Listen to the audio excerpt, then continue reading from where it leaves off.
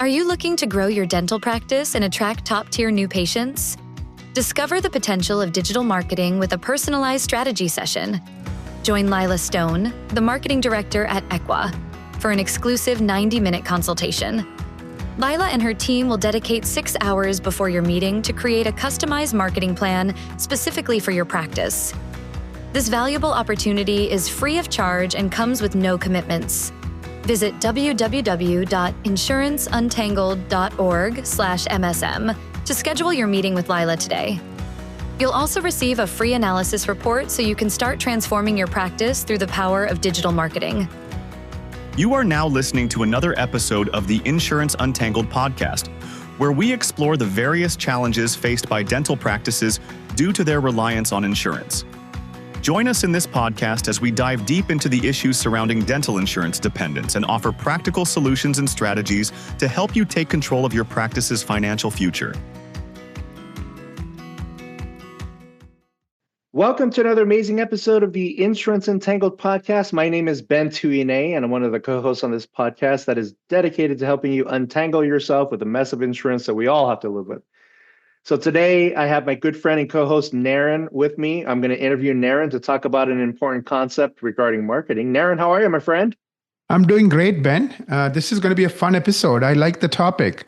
Developing a dental practice brand identity to help patients choose you for the right reasons. Yeah, I love it. I love it. I know the last time we spoke, Naren, we talked about going from 6 figures to 7 figures.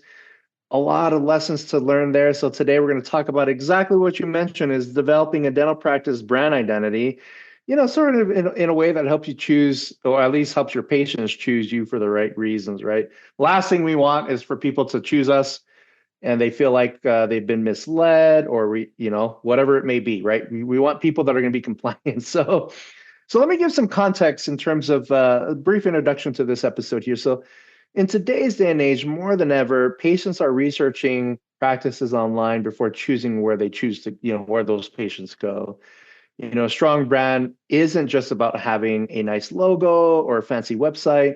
I think it's more about giving patients a reason to choose you, right? So they choose you for whatever reasons that they resonate with you. So they need to be able to see, look at your practice at least and say, that's why I love going here, right? We have to give that reason to patients, is that they're going to you. Hopefully it's not because of insurance. So that feeling isn't just because about, the online world. It's more about the in-office experience, the people, the connections that patients feel towards you. So I always think that a good brand helps you attract the right patients. But those who appreciate your care are those who are willing to pay for quality. Those are people that continue to come back because they come to you for the reasons that you want them to come to you. And if quality is the reason, holy smokes, what an ideal model for a fee-for-service practice. So in this digital age, your brand's online presence needs to be very strong and consistent to get noticed, or at least the type of notice and the type of trust that we're looking for patients. So Naren, with that brief introduction, first question I have for you is, why is branding and practice identity so important for practices in today's day and age? Yeah, I think we have to first talk about what branding is. Sometimes our definitions that we used to have from long time ago can hurt us. Like, for example, even today, many practice owners ask their patients how they heard about them, right? It's totally wrong, because patients will tell you, what they want, you think you want to hear, or what they just remembered, not necessarily what really happened. So that question may have worked in 1999, but it doesn't work in 2025. The way to find the answer of how did you get this patient is to do tracking, do call tracking, phone tracking. This way you don't need to ask. You know precisely what they did before they picked up the phone and called, what they did before they filled out that form. Same way, I think we need to understand what is branding. A lot of people think of branding as, we remember especially those of us who are, late 40s, 50s and so forth. We remember the conversation we had with perhaps a consultant. It's the logo, it's the business card, it's the colors, it's the brochure, it's how these colors and logos and fonts come together. That's what people teach you is branding. And remember, the world was different before the internet, before Google. Before, we didn't have access to information. So you needed people, you need to push your marketing in front of them. So that logo, the flyer was important. It has to be done in a certain way and attractive and so forth. Now that's not what marketing is. Now it's pull marketing. People look for what they want. Either you are the one they find, and then they like and trust you and they call you, or they don't, right? So when they're looking for what they want, are you the one who becomes one of the solutions in their mind? So branding today is what people say you are. So for example, if you really want to find your brand, go and read 50 of your most recent Google reviews. And I guarantee there'll be 3 or 4 things that the majority of them would have kept saying again and again and again. Oh, they treat me like family. Oh, they have the best technology. Oh, the doctor stands behind his work. Oh, they're always on time. That's your brand, right? Your brand is what your customers say it is. So if you're an existing practice, that's where I would start. I would find out, what do customers think of me?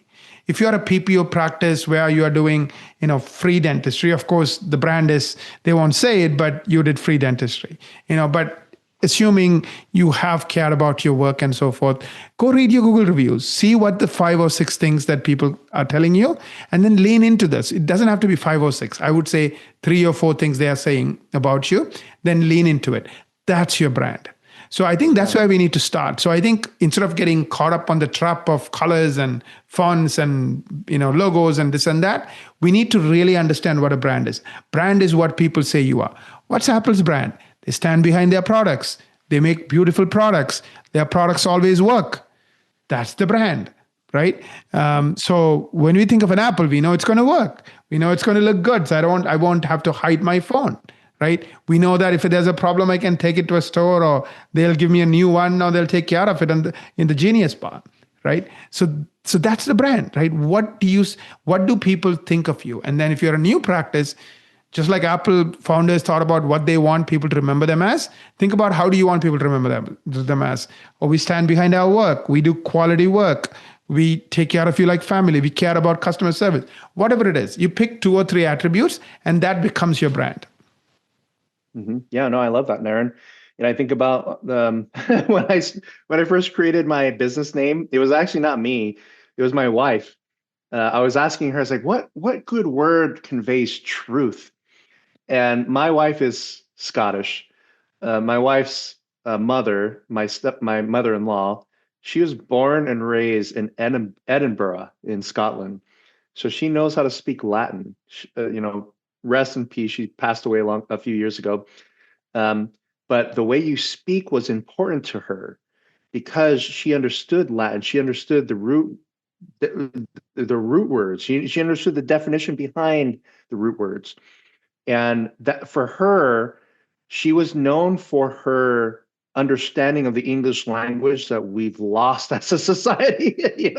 English has evolved in quite a big way.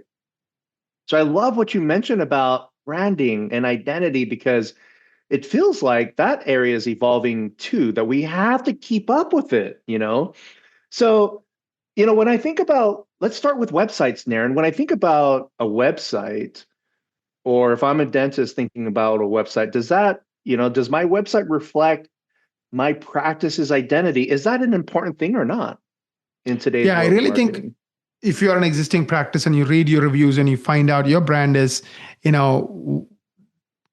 we treat our people like family. We invest in technology. We stand behind our work. Those messages should easily jump out, right? It could jump out in the form of testimonials. It could jump out in the form of reviews you highlight on your website. And also your website should be consistent with your practice. So if your practice looks a certain way, has a certain set of colors, yes, you don't want a website that has nothing that doesn't look like your practice. So in that sense, yes, I think colors and themes and things like that is important.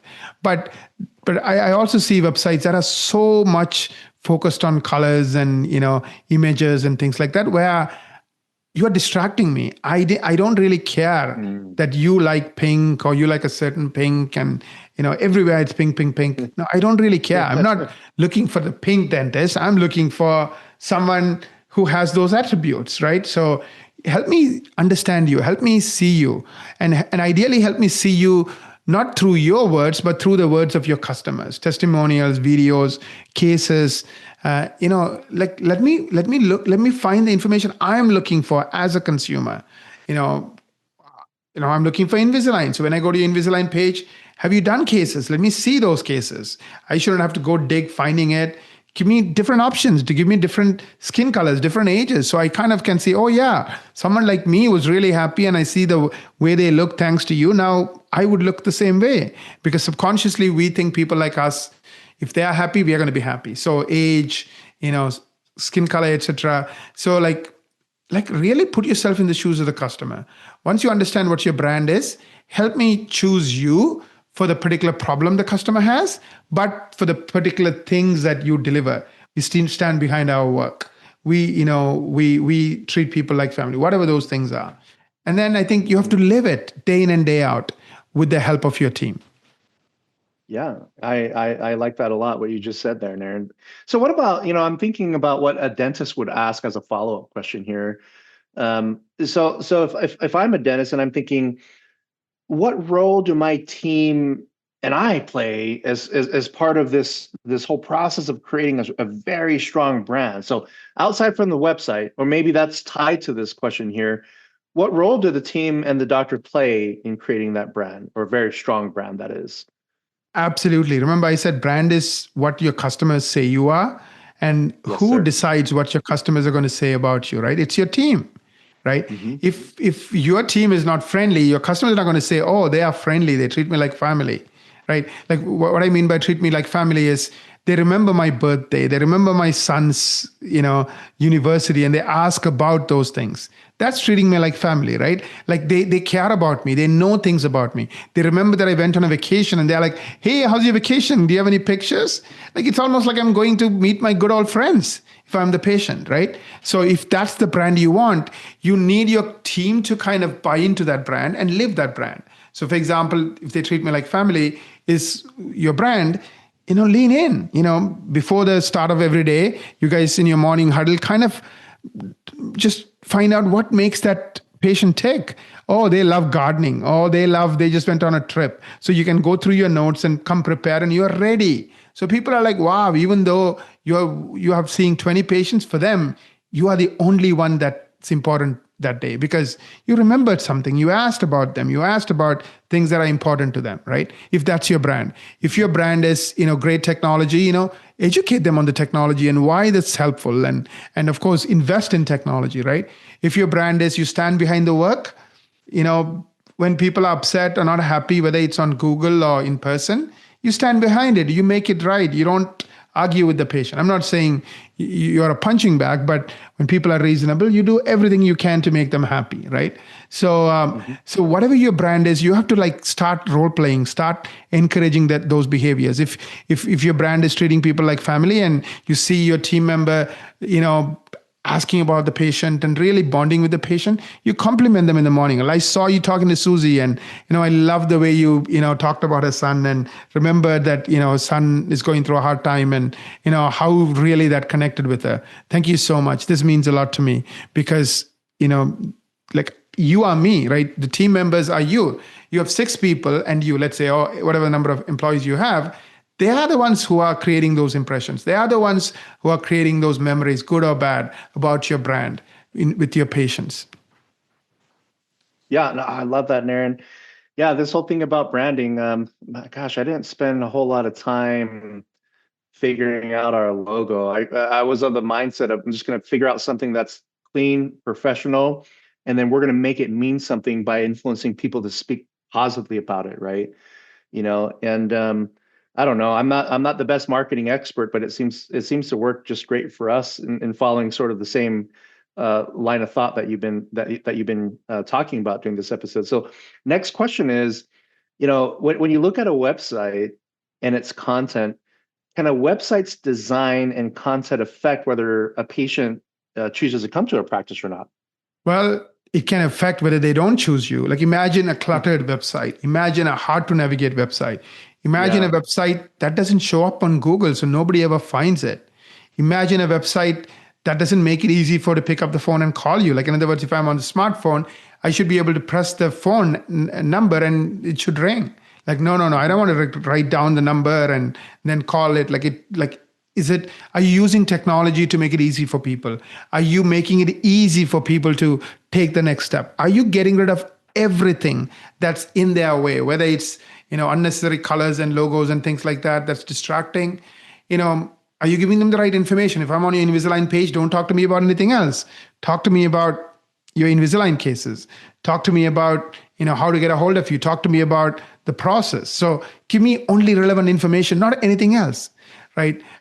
So I think the do's, the don'ts, and the mistakes is what I would focus on for this question. So get rid of clutter, use real photos, reuse testimonials, use videos, especially you explaining things as well as testimonial videos, and make it easy for people to do business with you, whether it's on a smartphone or a desktop. Yeah, relatable and making it human is what I heard out of that, which I like. For me personally, there's a lot of AI going on. Sorry, American Express, I love you guys, but we had a dispute with one of the issues with them a couple of weeks ago. And when we called, we were speaking to an AI. It sounded just like a human being, but it didn't have the emotional quirks of a human being. So you knew that it was AI, But the world is evolving. The world is changing. We kind of have to keep up with all these changes to figure out what's best for business today. So going back to the website concept, Naren, is a good-looking website enough? What else matters other than just how the website looks? Yeah, I really think the more important thing, more than the website, is the fact that people are going to that website. And you can get people to go to that website through ads or through SEO. Now, ads people don't trust, so that's not my cup of tea. Usually it's 5 to 10 times more expensive per new patient versus SEO. So I would really lean in on SEO. Now, SEO won't work for everyone, but it'll work for 5% of you. Why not our listeners be in that 5%? Why not you be one of those practices that's ranking for hundreds of keywords? If you're ranking for 100 or more keywords on page 1, what is a keyword? Like dentist near me, Invisalign dentist, zip code, that's a keyword. If you're ranking for 100 of those or more, that means you're in the top 5%. That means you're going to get 95% of the free traffic from Google, which is the place people go to find a dentist, look for information, especially like local information. So I really think that's where I would lean in. I would really focus on like dominating Google. I would really focus on, working on all the things that lead to you dominating Google, like NAP or Lighthouse Score or Google EEAT and so forth. So like dominate Google. If you're not ranking for hundreds or more keywords, that's a huge opportunity. Yes, you have to have a long-term perspective, at least in a year or so, to really do well. But if you have that perspective and if you're willing to like stick with it, you will do really, really well with SEO. I love it. To me, I looking at how dentists are marketing today, I think there's a lot of power in what you just said in terms of SEO being a place to look at. So if I'm a dentist and I have all kinds of marketing programs that I've tried or I'm still trying things, how do I know if the marketing that I'm doing now is working? And what steps do you recommend to review something like that, Naren? Yeah, that's a great question. So I really think you need to start looking at your reviews to understand your brand and then see, is your website talking about those things? Does your website have proof around those things? If they say you do great dentistry, is there cases? Is there pictures? If they say you treat me like family, is there video testimonials or Google reviews on your website? So I would start doing some audits. I think you need some professional help because most of the time, there are people who have been doing this for years and years. And we would at no cost do this review for you. And we call it the marketing strategy meeting. We spend like several hours studying your website, studying your competition, giving you a report card, like how well you are doing versus your competition. And then finally, we'll help you, navigate this. So in other words, we'll give you a plan as well, like what needs to be done within the first 12 months, help set goals and targets, and then go achieve it. So that's kind of what I would recommend, book a marketing strategy meeting. That's complimentary, insuranceuntangledcom/MSM, and take the findings, take the information, and then decide, if you need to make tweaks to your brand, tweaks to your SEO, tweaks to your marketing. Wonderful, Naren. I always believe that a beautiful website, that's just the start. Now the real work begins. Or at least that a website developer could be part of the real work. But if you're ready to create a practice that stands out, attracts the right patient, keeps them coming back, I always recommend creating a marketing strategy or a plan that at least works for you and the type of practice that you're building. So thank you for mentioning that, Naren. For our listeners, book a marketing strategy meeting with Equa today. Do that today.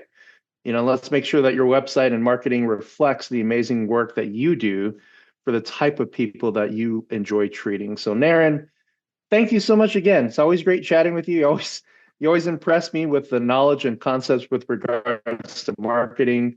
I just want to take a minute to thank you for the amazing content that you shared today. Now, I want to take a minute to thank our listeners for joining us on another amazing episode of the Insurance Untangled podcast. If you like today's episode, don't forget to share this with your friends and family on social media. We also appreciate reviews because that will help other doctors find our content. So, visit your favorite podcast platform, give us a review, and don't forget to check out our website, insuranceentangled.com, for webinars and episodes that might be of interest to you. Folks, until we meet next time, that is, we wish all of you the best of health and, of course, the best of success. Take care now.